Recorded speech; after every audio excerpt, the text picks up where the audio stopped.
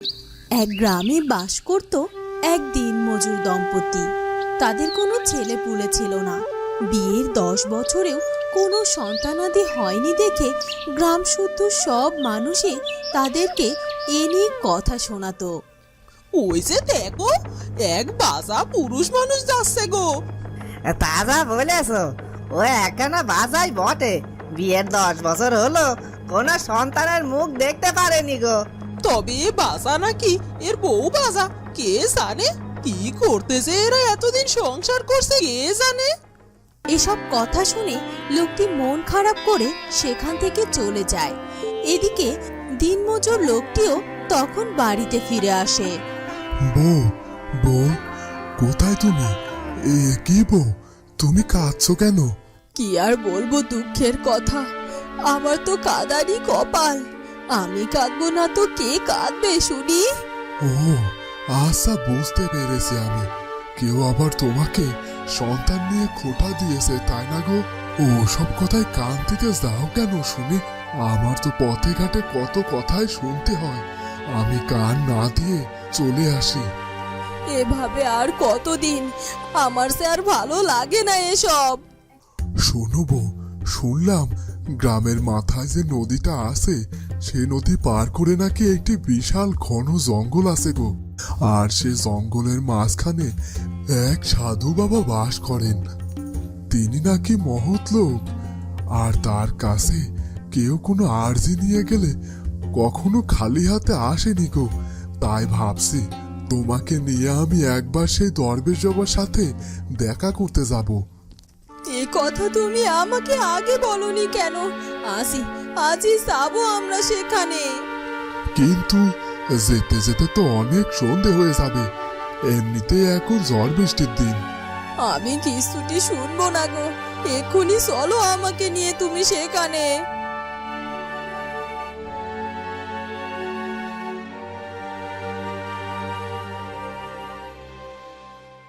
এরপর দিনমজুর ও তার স্ত্রী বিশাল এক নদী পার হতে থাকে। আর বেশ কিছুক্ষণ পর সেই নদী পার করে তারা একটি জঙ্গলের মধ্যে প্রবেশ করে। আর কিছু দূর এগিয়ে গিয়ে তারা দেখতে পায় জঙ্গলের মধ্যে এক সাধু বাবা বসে আছে। তারা দুজনেই সেই সাধু বাবার কাছে যায় আর সব কথা খুলে বলে। সাধু বাবা, সাধু বাবা, আপনার কাছে যে আজকে আমরা একটা আরজি নিয়ে এসেছি, আর আমাদের এই আরজিটা আপনাকে যে রাখতেই হবে। তোরা চিন্তা করিস না, একবার যখন আমার কাছে এসে পড়েছিস তবে আর চিন্তা কিসে। কিন্তু আমি তোদেরকে যে কাজ দেব তা করতে পারবি তোরা? হ্যাঁ হ্যাঁ হ্যাঁ সাধু বাবা, আমরা পারবো। আপনার ভরসাতেই তো এসেছি আমরা। আপনি যা বলবেন তাই করতেই পারবো। তবে এই নে, এই 3টি ফুল। তোরা একটি সন্তান নয়, বরং এই 3টি ফুল থেকে 3টি কন্যা সন্তান পাবি। আর তারা এক একজন এক এক গুণের অধিকারী সম্পূর্ণ হবে। আর আজ রাতে শেষ প্রহরে ওরা ফুল থেকে মানুষ রূপে জন্ম নেবে। এ তো বড় আনন্দের কথা সাধু বাবা। এতকাল পরে আমরা একসাথে তিনজন সন্তানের বাবা মা হতে পারবো। দিন দরবেশ বাবা, আমাদের হাতে ওই 3টি ফুল দিন। এই নে, তবে সাবধান, যাবার পথে তোদেরকে অনেক রকম বিপদের সম্মুখীন হতে হবে। কিন্তু কোনোভাবেই যেন এই ফুল 3টির একটিও হারিয়ে না যায়, তাহলে তোরা আর কোনোদিনও আমার থেকে কোনো রকম সাহায্য পাবি না। ঠিক আছে সাধু বাবা, আমরা খুব সাবধানে এই ফুল 3টে বাড়িতে নিয়ে যাব। এরপর দিনমজুর দম্পতি রওনা দেয়। জঙ্গলের মধ্য দিয়ে অনেকটা পথ হাঁটতে থাকে। হঠাৎ তাদের সামনে একটি সিংহ এসে পড়ে। এই রে, কার সামনে পড়লাম আমরা? এ তো মস্ত বড় সিংহ গো। এখন যদি এটা আমাদেরকে আক্রমণ করে? ভয় পেও না বউ, কথা না বাড়িয়ে গায়ে যত জোর আছে তা দিয়ে দৌড়াতে শুরু করো। এরপর দিনমজুর ও তার স্ত্রী দৌড়াতে শুরু করে আর সিংহটিও তাদেরকে তাড়া করে। দৌড়ানোর সময় একটি ফুল তাদের হাত থেকে পড়ে যায়। দৌড়াতে দৌড়াতে নদীর ঘাটে পৌঁছে যায়। ওহ, জোর বাঁচা, বাঁচলাম আজ। আর একটু হলেই তো সিংহের পেটে যেতে হতো। বিপদ এখনো কাটেনি গো। এখন আর কথা না বাড়িয়ে নৌকায় ওঠো তো দেখি। এরপর তারা নৌকা করে বাড়িতে ফিরতে থাকে। নৌকা যখন মাঝ নদীতে, তখন হঠাৎ তুমুল ঝড় বৃষ্টি শুরু হয়ে যায় আর তাদের নৌকাটি দুলতে শুরু করে। হ্যাঁ গো, শুনছো? ঝড় বৃষ্টি তো শুরু হয়ে গেল আর নৌকাটা তো খুব দুলছে গো। এখন কি হবে? কি করে আমরা বাড়িতে পৌঁছবো? তুমি চিন্তা করো না গো, বিধাতা সহায় থাকলে আমরা ঠিক তীরে পৌঁছে যাব।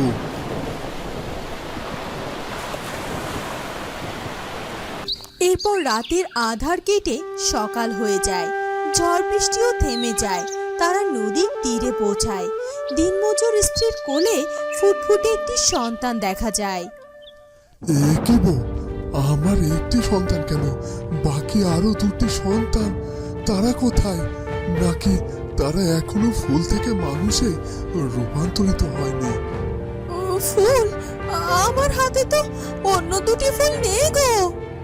নেই মানে? এই সে কি কথা? কোথায় গেল ফুল দুটি?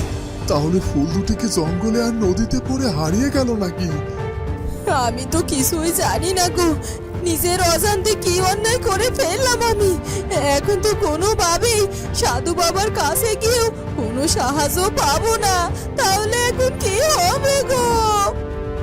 এরপর দিনমজুর আর তার স্ত্রী তাদের একটি সন্তানকে নিয়ে বাড়িতে ফিরে যায়। এরপর কেটে যায় অনেকগুলো বছর। দিনমজুরের সেই মেয়ে চাপাও বেশ বড় হয়ে যায়। একদিন চাপা গ্রামের ভেতর দিয়ে হেঁটে হেঁটে বাড়িতে ফিরছিল। এই দেখেছিস? ওই দেখ, দিনমজুরের কুড়িয়ে পাওয়া মেয়ে যাচ্ছে। হ্যাঁ, তাই তো রে। চাপা তাদের কথা শুনে মন খারাপ করে বাড়িতে চলে যায়। মা, মা, আমি কি তোমার আসল মেয়ে নই? ওরা সবাই বলে আমি নাকি কুড়িয়ে পাওয়া মেয়ে। বাবা, ও বাবা, তুমি বলো না আমি কি তোমাদের মেয়ে নই? কে বলেছে তোকে এসব বাজে বাজে কথা মা? না বউ না, ওর কাছে আর লুকিও না। আজ বা কাল ওকে তো জানতেই হবে, তাই না? শোন মা।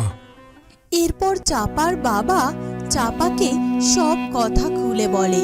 সব কিছু শুনে চাপা অনেক অবাক হয়ে যায়।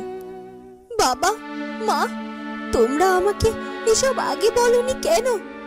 কি করে বলতাম, তুই তো ছোট ছিলিস রে মা। আচ্ছা মা, আমার বাকি দু বোন কোথায়? তাদের কি খোঁজ পাওনি তোমরা? না রে মা, তোর মতো তোর ওই দুই বোনেরও সেদিন ফুল থেকে মানুষ রূপে রূপান্তরিত হওয়ার কথা ছিল। আর তাই আমরা অনেকভাবে খোঁজার চেষ্টা করেছিলাম। খোঁজ নিয়ে জানতে পেরেছি তোর এক বোন নদীতে পড়ে গেছে আর এক বোনকে আমরা ওই জঙ্গলে হারিয়ে ফেলেছি রে মা। তবে মা, আমি যাব। আমি আমার সেই হারিয়ে যাওয়া দুই বোনকে উদ্ধার করে নিয়ে আসব। যে করেই হোক, যেখান থেকেই হোক, যেভাবেই হোক, আমি ঠিক দেখো ওদেরকে তোমাদের কাছে ফিরিয়ে নিয়ে আসবই। এ কথা বলে চাপা তার দুই বোনের খোঁজে বেরিয়ে পড়ে। চাপা, মা, তুই যাস না মা। দাঁড়া মা, দাঁড়া। এ কি, মেয়েটা তো কোনো কথা না শুনেই চলে গেল। এখন কি হবে? বউ, তুমি এত চিন্তা করো না তো। মনে নেই সাধু বাবা কি বলেছিলেন? ওরা তিনজন এক এক গুণের অধিকারী সম্পূর্ণা। দেখবে চাপাই পারবে তার বোনদেরকে ফিরিয়ে আনতে। এরপর চাপা তার বোনদের খোঁজার উদ্দেশ্যে রওনা দেয়। আর চলতে চলতে সেই নদীর সামনে গিয়ে পৌঁছায়। এই তো সেই নদী। আর এই নদীর তলদেশেই হয়তো আমি আমার বোনকে খুঁজে পাবো। আর দেরি না করে এক্ষুনি আমাকে এই নদীতে ডুব দিতে হবে। এ কথা বলে চাপা নদীতে ডুব দেয়। এরপর মুহূর্তের মধ্যেই সে নদীর তলদেশে গিয়ে পৌঁছে যায়।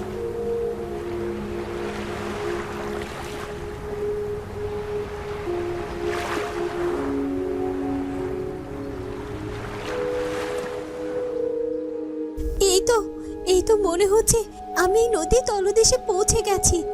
এরপর চাপা নদীর তলদেশে এগোতে থাকে।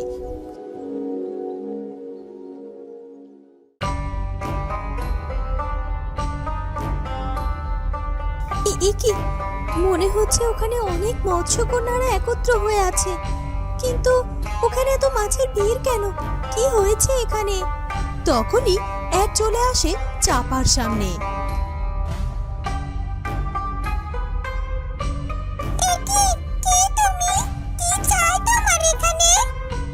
আচ্ছা, ওখানে ওখানে অত মৎস্যকন্যারা ভিড় করে আছে কেন? কি হয়েছে? আমাদের মৎস্য রানীমা এখন খুবই অসুস্থ, আর সবাই তাকে ঘিরে দাঁড়িয়ে আছে, তাকে সুস্থ করার চেষ্টা করছে। কি হয়েছে কি তার? আমি কি তাকে কোনো সাহায্য করতে পারি? তুমি সত্যি আমাদের মৎস্য রানীমাকে সাহায্য করতে চাও? তবে যাও সেই মাছ নদী থেকে লাল পদ্ম নিয়ে এসো। একমাত্র সেই লাল পদ্মের ছোঁয়া পেলে আমাদের রানীমা সুস্থ হয়ে উঠবে। কিন্তু হ্যাঁ, সেই পদ্ম ছোঁয়ার সাধ্য যে সবার নেই গো। আমি যাব সেই পদ্ম আনতে। আমি যদি সেই পদ্ম নিয়ে এসে মৎস্যরানীকে সুস্থ করতে পারি, তাহলে মৎস্যরানীর কাছ থেকে আমি আমার হারিয়ে যাওয়া বোনের খোঁজ নিতে পারবো।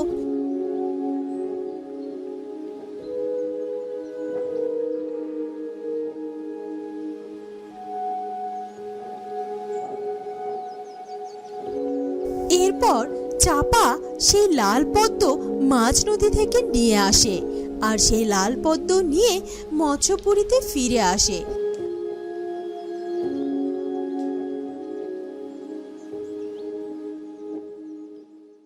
আর সেই লাল পদ্মটিকে মৎস্যরানীর শরীরে স্পর্শ করায়, আর সাথে সাথে মৎস্যরানী সুস্থ হয়ে ওঠে। কে তুমি তো কোনো সাধারণ মেয়ে নও, নইলে কি করে তুমি এই অসাধ্য সাধন করলে? বলো তুমি এর বিনিময়ে কি চাও? আমি তোমাকে তাই দেব। আমি তেমন কিছু চাই না গো, আমি আমার বোনকে খুঁজতে এসেছি। এরপর চাপা সব কথা মৎস্যরানীকে খুলে বলে। মৎস্যরানী খুশি হয়ে বলে, তোমার বর্ণনা অনুযায়ী অনেক বছর আগে আমার রাজ্যে একটি ফুল এসে পড়ে, আর সেই ফুলটি থেকে একটি মানব কন্যার জন্ম হয়, আর আমি তাকে সযত্নে আমার এই মৎস্যপুরীতেই রেখে দিয়েছি। আর আমি বুঝতে পেরেছি সেই হয়তো তোমার বোন। তুমি দাঁড়াও, আমি এক্ষুনি তোমার বোনকে ডেকে নিয়ে আসছি। চামেলি, এদিকে এসো তো। এরপর চামেলি সেখানে উপস্থিত হয়। এরপর মৎস্যরানী খুশি মনে চামেলিকে চাপাকে ফিরিয়ে দেয়। এই নাও তোমার বোনকে, ফিরিয়ে দিলাম আমি। কখনো কোনোদিন যদি দরকার হয় তাহলে আমাকে স্মরণ করো, আমি তোমাদেরকে সাহায্য করব। কিন্তু মৎস্যরানী, আমার যে আরো একটি কথা ছিল। কি কথা? বলো। মৎস্যরানী, আমার আরো একটি বোন জঙ্গলে হারিয়ে গেছে। আমি জানি না সে এখন কোথায় আছে। আপনি কি বলতে পারবেন কোথায় গেলে আমি আমার সেই বোনকে খুঁজে পাবো? অবশ্যই বলতে পারবো। এই নদীটা পার করেই দেখতে পাবে একটি জঙ্গল, আর সেই জঙ্গলের মধ্যে এক দুষ্টু ডাইনি তোমার সেই বোনকে বন্দি করে রেখেছে। তোমরা যাও, তোমরা গিয়ে তাকে উদ্ধার করে নিয়ে এসো, আর আমি তোমাদেরকে সেই জঙ্গলের কাছে পৌঁছে দিচ্ছি। এ কথা বলে সেই মৎস্যরানী চাপা আর চামেলিকে নদী পার করে সেই জঙ্গলের কাছে পৌঁছে দেয়। আপনাকে অনেক ধন্যবাদ মৎস্যরানী। তাহলে আমরা এখন রওনা দিতে চাই। ঠিক আছে, বিদায়। এ কথা বলে মৎস্যরানী চলে যায়। আর চাপা ও চামেলি দু বোনে বেরিয়ে পড়ে তার তৃতীয় বোনকে খোঁজার জন্য। তারা জঙ্গলের পথ ধরে চলতে থাকে।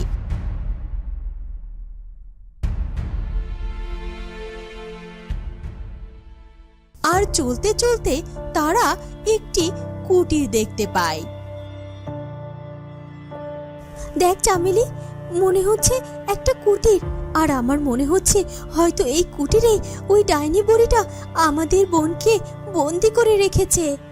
হ্যাঁ হ্যাঁ বোন, হতে পারে। চল গিয়ে দেখি বাড়ির ভিতরটাতে। হ্যাঁ রে বোন, চল চল গিয়ে দেখি। এরপর তারা দু বোনে সেই বাড়ির ভেতরে ঢুকে পড়ল।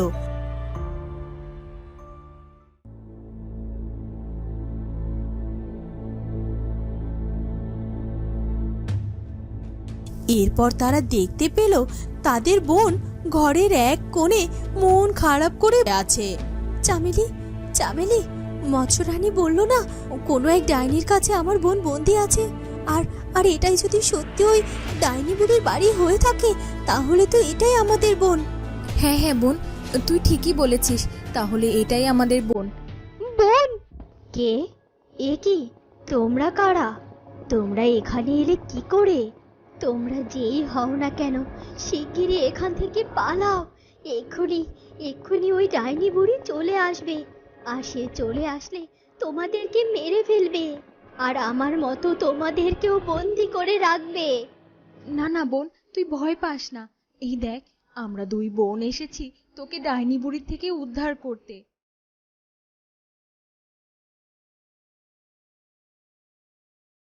তোমরা তোমরা আমার বোন? মানে আমি তো কিছু বুঝতে পারছি না। জন্ম থেকে তো ডাইনি বুড়িকেই দেখে এসেছি। শোন শোন তাহলে তুই। এরপর চাপা তার বোনকে সব কথা খুলে বলে, আর তখনই সেখানে ডাইনি বুড়িও চলে আসে। কে রে আমার বাড়িতে নতুন মানুষের গন্ধ পাচ্ছি তো? এই রে, ডাইনি বুড়ি তো চলে এসেছে। বোন, তোরা পালা এক্ষুনি। তাহলে ওরা দুজনে তোর বোন? তোরা তিন বোন এক হয়েছিস? তাহলে তো আজ আমার বড় আনন্দের দিন। আজ থেকে এই তিন বোনকেই আমি আমার পাশে করে রাখবো। তা তুই পারবি না ডাইনি বুড়ি, আজ আমরা তিন বোন মিলে তোকে ধ্বংস করে দেব। কি? যত বড় মুখ নাই তত বড় কথা। তোরা কিনা আমায় ধ্বংস করবি? দাঁড়া, দেখাচ্ছি তাদের মজা। এ কথা বলে ডাইনি তাদের তিন বোনের উপর জাদু প্রয়োগ করতে থাকে, আর সাথে সাথে তাদের তিন বোনের কপাল থেকে এক অলৌকিক শক্তির সৃষ্টি হয়, আর সেই শক্তি গিয়ে ডাইনি বুড়ির শরীরে লাগে, আর সাথে সাথে সেই ডাইনি বুড়িটি সেই জাদুর প্রভাবে ধ্বংস হয়ে যায়। বোন, বোন, আমরা এখন মুক্ত, আমরা এখন মুক্ত হয়ে গেছি। চল তাহলে এখন আমরা আমাদের বাবা মায়ের কাছে ফিরে যাই। বাবা মা তোদেরকে দেখলে খুব খুশি হবে। হ্যাঁ হ্যাঁ চল। এরপর চাপা, চামেলি ও চম্পা তাদের বাবা মায়ের কাছে ফিরে আসে।